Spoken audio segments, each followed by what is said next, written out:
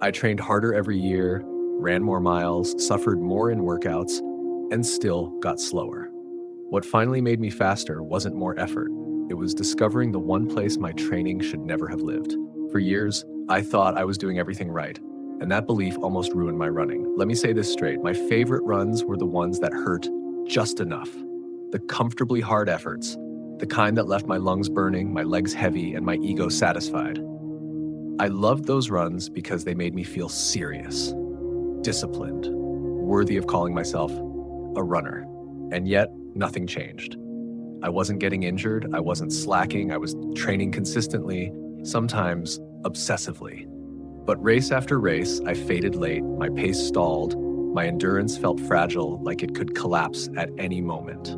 That quiet frustration, when you're working hard but not moving forward, is far worse than pain. And I didn't understand why it was happening. At some point, I had to face a terrifying possibility. What if the very runs I was most proud of were the ones holding me back? Before we go any further, welcome to the channel. If you care about running smarter, not just harder, and you want science-based insight that actually translates to real-world performance, consider subscribing. It helps the channel grow and gives me the fuel to keep making content like this. Because what I discovered next completely changed how I train, how I race, and how I understand endurance itself. And if you stay with me to the end, it might challenge everything you think you know about what good training really is. That question, what if I was proud of the wrong thing, refused to leave me alone, and it pushed me into a much deeper, more uncomfortable line of thinking. I started watching myself during the week. Not just how much I ran, but how I felt about each run, and a pattern jumped out immediately. I wasn't avoiding hard work. I was avoiding the discomfort of a different kind. The discomfort of running was easy enough that it felt almost pointless. The discomfort of finishing a run without sweat dripping down my face, without proof, visible proof, that I had earned it.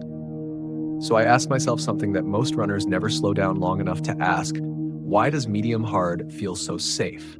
It turns out that pace lives in a psychological sweet spot. It's fast enough to feel athletic, slow enough to feel controlled. You don't have to confront weakness, and you don't have to confront patience. You feel busy, serious, committed, and the world rewards that feeling. Apps, watches, social feedback all reinforce it. But biology doesn't care how productive a run feels. That realization shook me, because if effort alone were the answer, I should have been improving. And if I wasn't, then the real problem wasn't motivation or toughness. It was that my effort had been living in the wrong place for a very long time. Once I accepted that my effort might be misplaced, I stopped looking for better workouts and started looking for a better way to understand what my body was actually responding to. That's when everything shifted. I realized I'd been thinking about training in the way most runners do. Zones, charts, colors on a watch. But the body doesn't experience effort in 5 neat categories. It experiences transitions, thresholds, gates. There are 2 of them that matter more than anything else. The first gate is subtle, quiet, almost boring. It's the point where your body stops being purely aerobic, where lactate barely rises above baseline, and your slow twitch fibers can no longer do all the work alone. This is your aerobic threshold.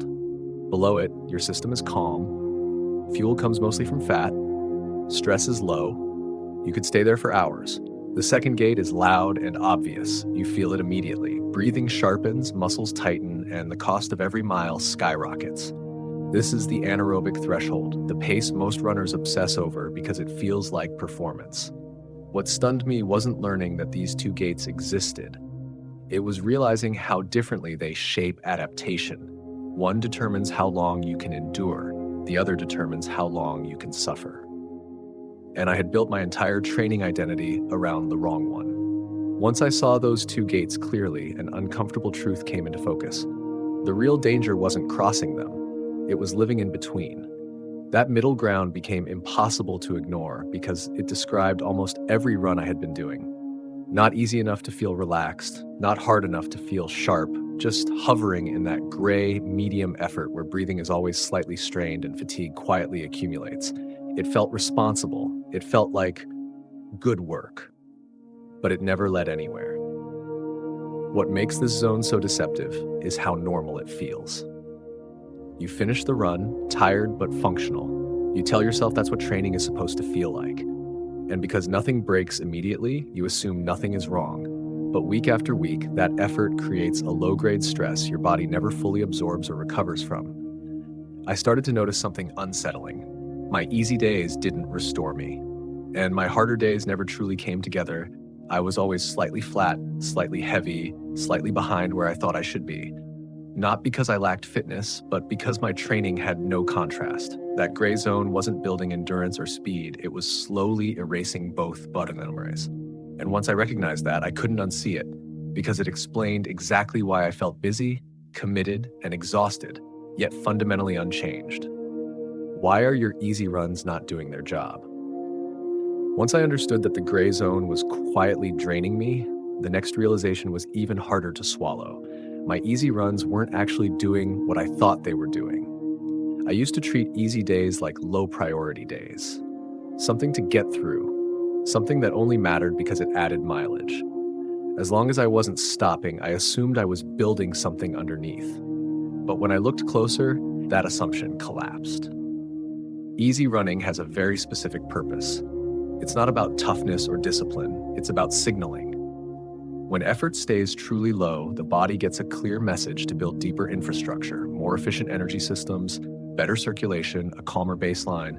That only happens when stress stays below a certain line. I had been crossing that line without realizing it. By letting my easy pace drift upward, I was asking my body to solve the wrong problem. Instead of learning how to sustain work efficiently, it was constantly compensating, pulling in faster fibers, leaning on quick fuel, managing stress rather than adapting to it. Nothing catastrophic happened in a single run. That's what made it dangerous. Over time, I wasn't becoming more resilient. I was becoming more dependent. Dependent on sugar, dependent on rest days, dependent on always feeling slightly worn down. My easy runs weren't restoring me. They were quietly teaching my body the opposite of endurance. Once I accepted that my easy runs had been sending the wrong signal, I stopped trying to fix things by adding intensity and instead changed the direction of pressure entirely. I stopped chasing speed from the top and began building it from the bottom. At first, nothing about this felt rewarding. My pace dropped. My runs felt almost suspiciously calm. There was no burn, no urgency, no sense that I was doing enough.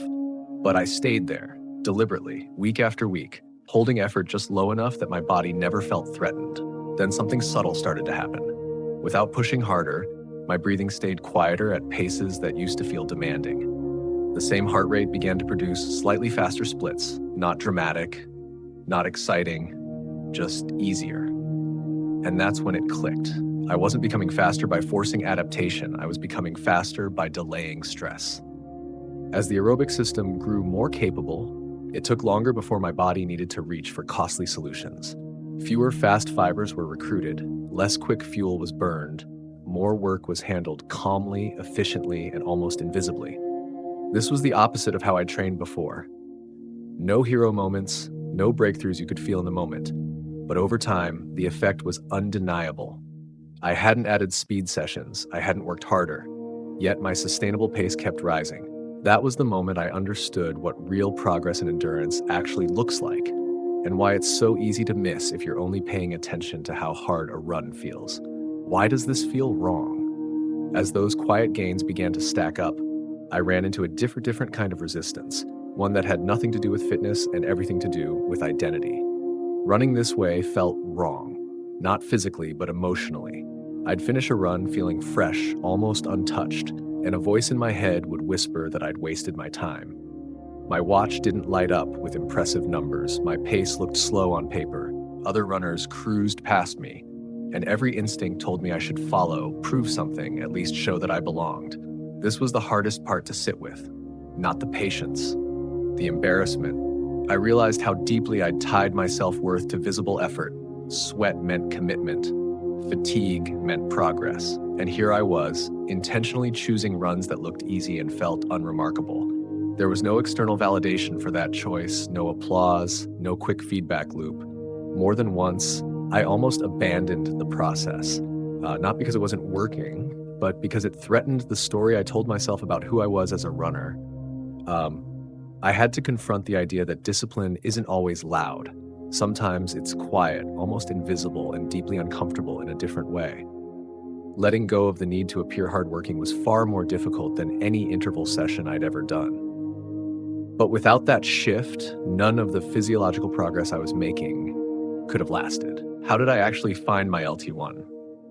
Once I made peace with that discomfort, the next step was grounding this approach in something concrete.